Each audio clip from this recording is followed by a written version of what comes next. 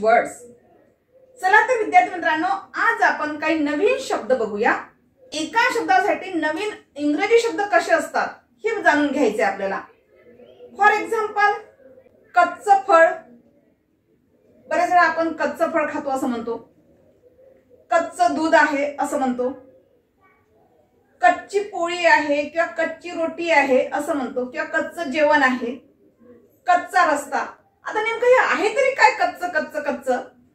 चला तर जाणून घेऊया कच्चं या शब्दासाठी इंग्रजीमध्ये कशा प्रकारे नवीन नवीन शब्द वापरले जातात। Let's start.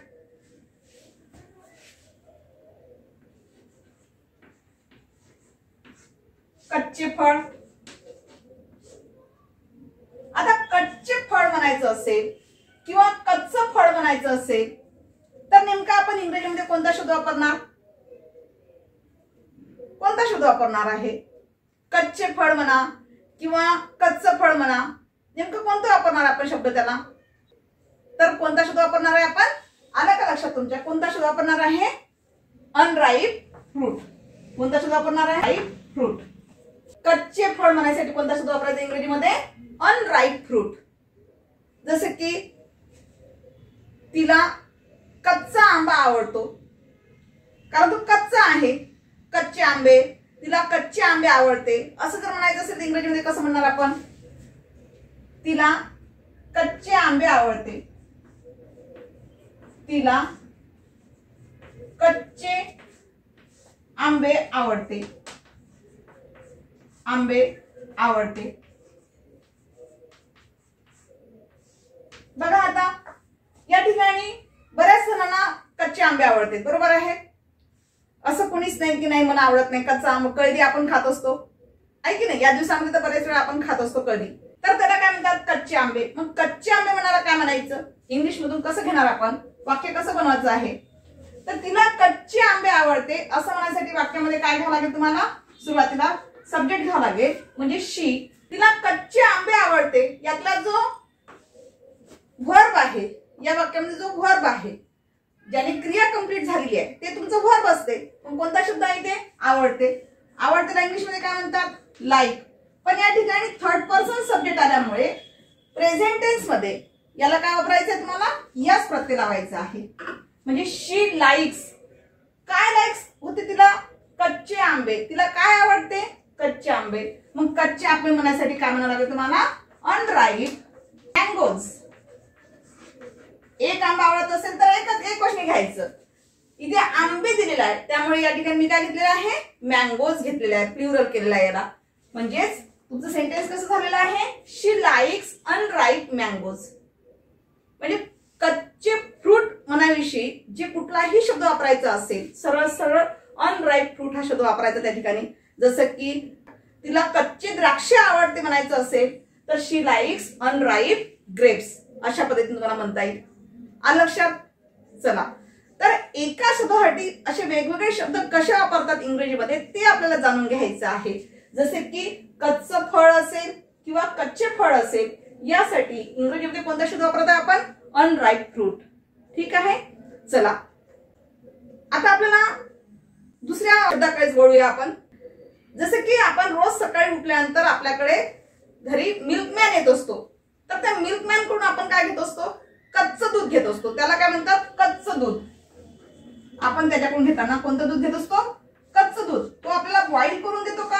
नाही। तर कच्चं दूध साठी कोणता शब्द वापराल इंग्रजीमध्ये?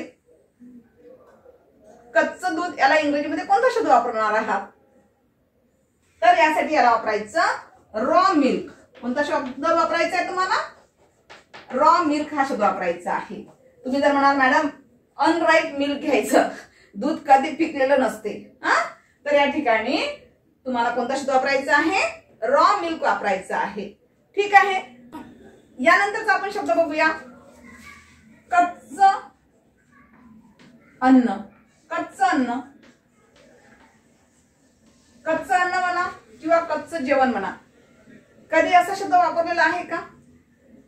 आता यासाठी इंग्रजी शब्द कोणता वापरणार तुम्ही? कच्चं अन्न किंवा कच्चं जेवण म्हणायसाठी कोणता शब्द आहे?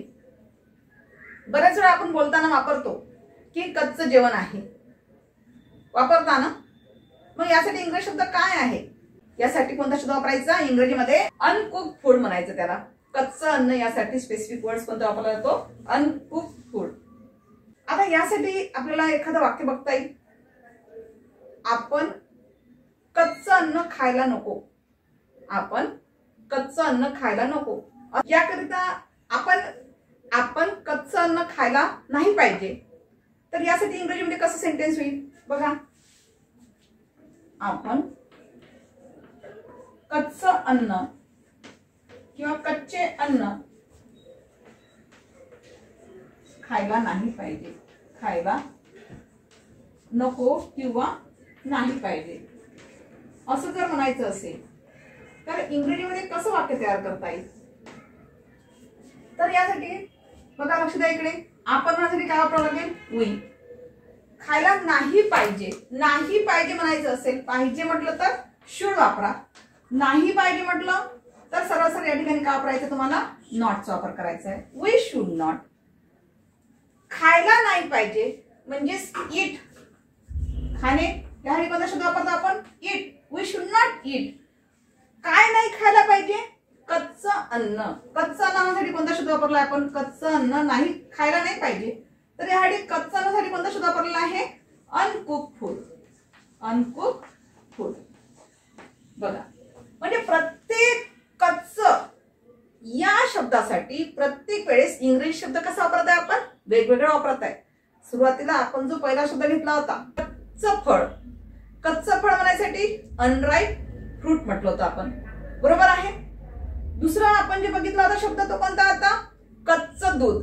कच्चं दूध साठी कोणता शब्द वापरला होता आपण? रॉ मिल्क वापरला होता. आणि तिसरं जे घेतलेलं आहे ते म्हणजे कच्चं अन्न. तर कच्चं अन्न यासाठी कोणता शब्द वापरायचा इंग्रजीमध्ये? अनकुक फूड. कोणताही शब्द वापरताना प्रत्येक वेळेस एकच शब्द इंग्रजीमध्ये वापरला जात नाही. प्रत्येक वेळेस वेगवेगळे शब्द वापरत आहेत आपण. कच्चं या शब्दासाठीच आपण वेगवेगळे शब्दप्रयोग यूज करत आहे. तुमच्या लक्षात येत आहे ना? हा, ठीक आहे. Now see the next word. यानंतरचा शब्द बघूया, कच्ची रोटी. कधी कच्ची रोटी हा शब्द वापरला आहे का? बघितला आहे का? वाचला आहे का? तर यासाठी इंग्रजी शब्द कोणता वापरणार? आता तुम्ही म्हणाल मॅडम इथे तर आपण अनकुक घेतलं, इथे पण आपण अनकुक रोटी घेऊ शकतो. नाही, English is a very funny language, नाही का? फारच मजेशीर अशी भाषा आहे. ना काना ना उकार ना मात्रा. पण नेमका याच्यामध्ये बदल कसा होतो बघा बरं. आपल्याला वाक्य सुद्धा ऐकायला थोडं अवघड वाटते. काही एखादी मिस्टेक झाली तरी आपल्याला अवघड वाटते. कारण याचं हेच आहे, English is a very funny language, no doubt. चला तर कच्ची रोटी बनायसाठी कोणता शब्द वापरणार आता? रोटी घ्या, चपाती घ्या किंवा ब्रेड घ्या यासाठी इंग्रजीमध्ये जो शब्द वापरला जातो तो म्हणजे कोणता वापरला जातो? अनबेक्ड. अनबेक. अनबेक रोटी. तुम्ही इथे रोटी म्हणा किंवा दुसरा चपाती म्हणू शकता. अशा पद्धतीने कुठलाही तुम्ही शब्दप्रयोग वापरू शकता. ठीक आहे. आता या ठिकाणी आपण एक वाक्य बघूया. आता फॉर एक्झाम्पल एखादं बघूया आपण. रामू कच्ची रोटी बनवते. कच्ची रोटी बनविते. आता यासाठी इंग्रजीमध्ये वाक्य कसं तयार करणार? रामू कच्ची रोटी बनविते. तर या ठिकाणी बघा, Ramu is the subject here. Ramu बनविते is a verb in a sentence. बनविते कसं आहे? रामू हे सिंगुलर आहे त्यामुळे या ठिकाणी थर्ड पर्सन असल्यामुळे या ठिकाणी काय घेत आहे? सिंपल प्रेझेंट टेन्स मध्ये आपण यस लावून घेत आहे, म्हणजेच मेक्स. रामू मेक्स. काय बनवते तो? कच्ची रोटी. कच्ची रोटी बनायचं असेल तर काय घ्यावं लागेल तुम्हाला? अनबेक रोटी किंवा तुम्ही चपाती सुद्धा म्हणू शकता. ठीक आहे. तर रामू मेक्स अनबेक roti. So let's stop here. Thank you.